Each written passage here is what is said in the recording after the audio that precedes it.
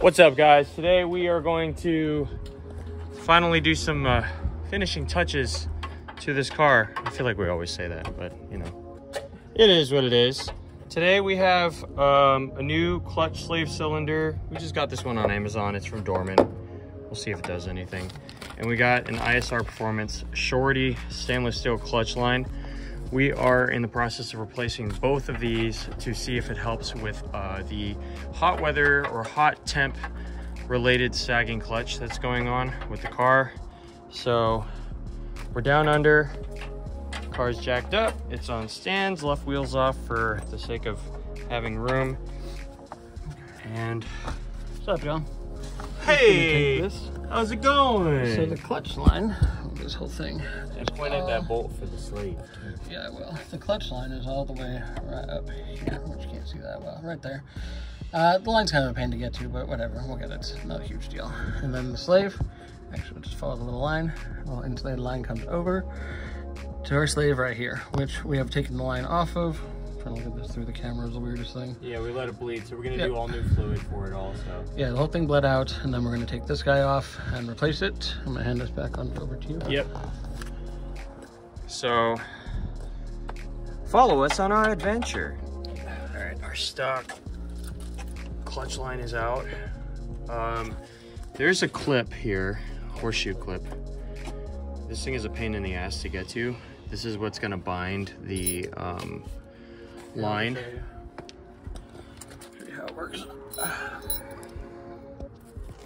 So, the clutch line is in there like this. You can see this little channel or path here. And this goes in like this. So once you get the line broken loose and out of the way, you have to pop this horseshoe clip out so this can slot down. You notice this has some flat edges to fit into the metal part on the car, basically. Yeah. So it doesn't turn this. But yeah, then this holds it in. Normally, you can use a set of pliers to grab the side of this. Yeah, so like when you're doing the Brembos, for example, right? Yeah, right here, there's a horseshoe clip. It's right there. And normally you can just grab those and get on it and twist it and pull, and it'll come right out. Yeah. This guy, because of its location, technically faces this way, not so much. I used a small screwdriver, put the, I'm just gonna show it. It wasn't this screwdriver, but it doesn't matter. Put this kind of in there and just kind of see how that will eventually pry it out, and then it pops, hits you in the face, and then falls on the ground.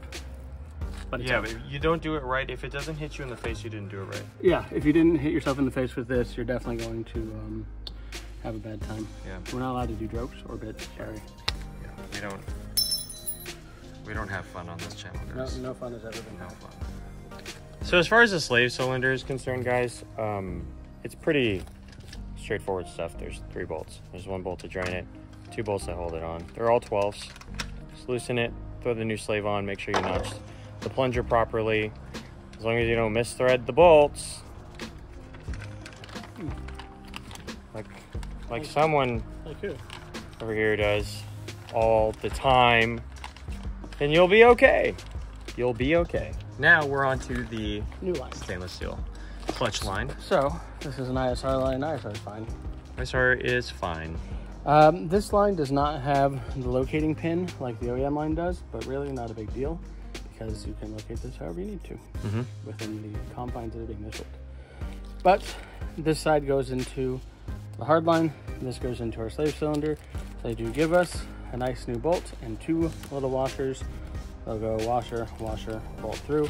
So before we bother doing this side, I'm gonna say we get this going. Yeah, lock that down. Like I said, you can see the difference now because there's a distinct shape difference. Yep. So fortunately this should fit within the little bracket basically that holds this guy. You can see it's same width. Yep. So we'll shove this up in there, and then we'll take the brake fitting, or well, clutch fitting in this case, same thing. Tighten it down, and then we'll get our horseshoe clip in. Horseshoe clips are not the easiest to go in because if you guys didn't notice, they have some height to them. So you really got to force that bad boy. Well, it's basically a spring. Yeah. So once you have the added height, it's a leaf spring. Effectively, yes. Once you have the added height of the bracket in there, you have to kind of compress this down because this being sprung forces it in there and make sure it stays in there. Yeah. Usually the easiest way to get these in is to kind of pinch them in and then use a hammer and tap, tap, tap. This isn't in a great spot, so we're gonna see. Not. This is gonna suck. We have, you can actually see it from here, the ISR line's installed.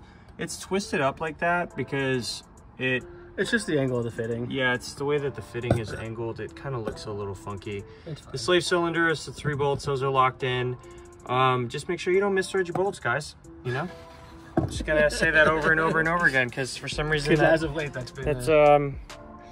It's my life. I've been fixing a lot of bolts. Yeah. I've been fixing a lot of bolts. Yeah. So now we're gonna go into our bleed. We're gonna open up the bleeder 8mm wrench, pour some fluid in, go from there. We're gonna let it, just real quick, we're gonna let it, basically, we're gonna open that up, put the pen under it, add fluid in here.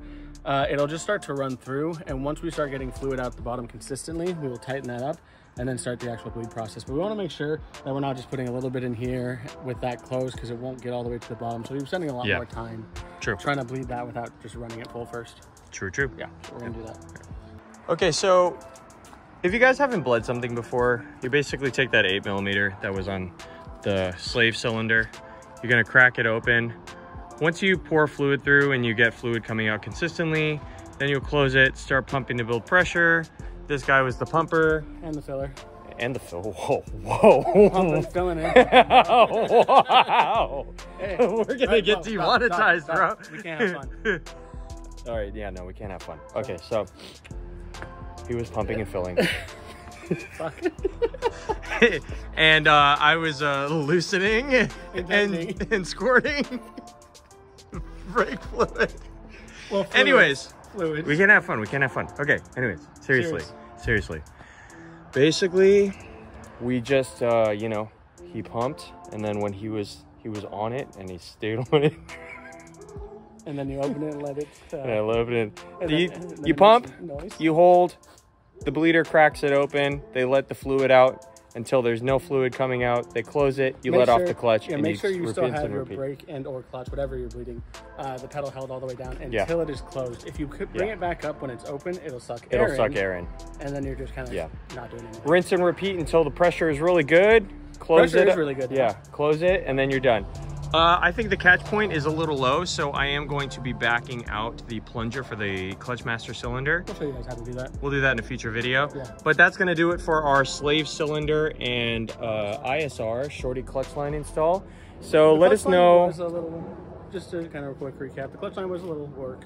Yeah. You can twist it around. It's normal. It's fine. It's not a big deal if you need to make it work. Yeah. Don't worry about that. But if it was a little bit longer, it'd be nicer. Just like 10 mil. But I actually kind of don't mind how it's spiraled in. Well, you know, you actually see that in a lot of OEM cars too, is they'll have a spiral clutch line. Yeah.